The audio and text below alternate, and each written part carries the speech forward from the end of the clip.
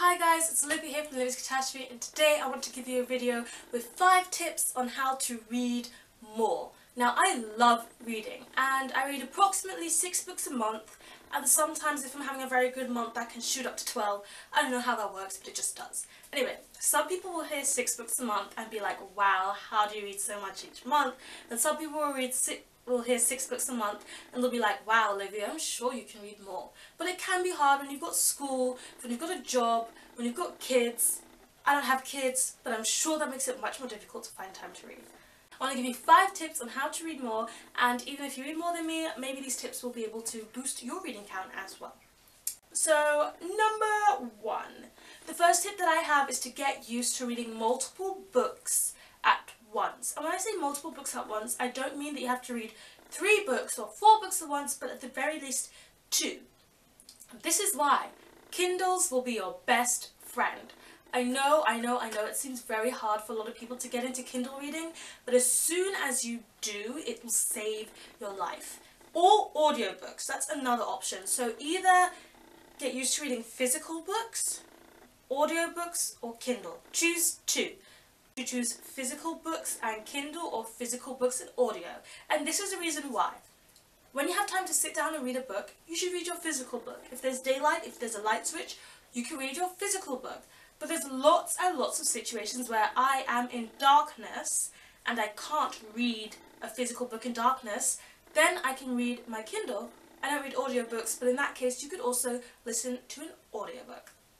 So because of, we need lights to be able to read a physical book, being able to be reading a Kindle or an audiobook at the same time really boosts how much you can read, because then it doesn't matter what time of day it is or what scenario you're in, you can always read. Tip number 2. Always, always, always have a book with you.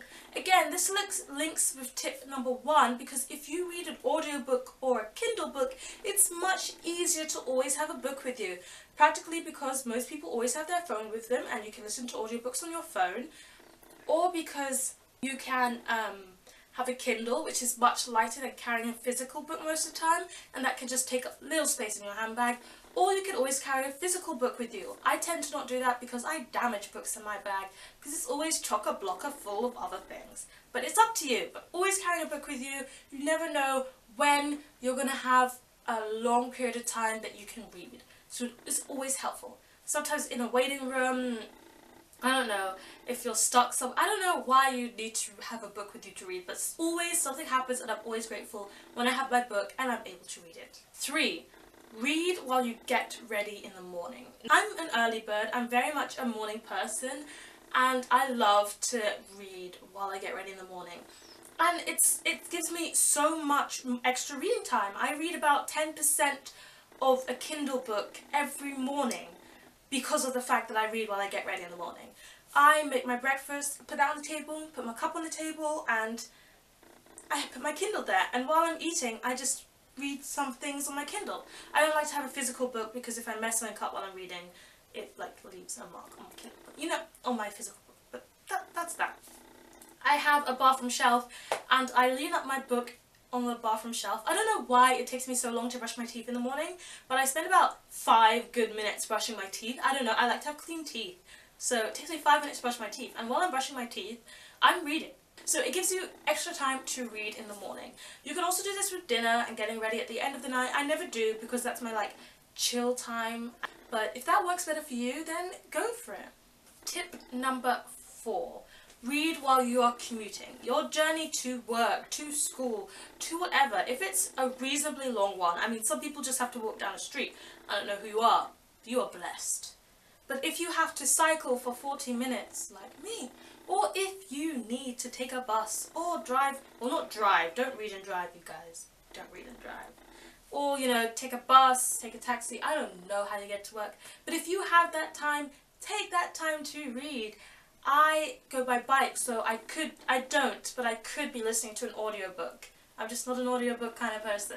If you're in the bus, have your book with you. Have your Kindle or your audiobook or whatever version of book you want to read. And also, I know lots of people don't take plane journeys every day, but when you take a plane journey, I love, love, love to bring nothing in my hand luggage but my book. Because if you are someone who takes luggage, like suitcase, and you want to have a light hand luggage, I just bring 2 books with me in my hand luggage.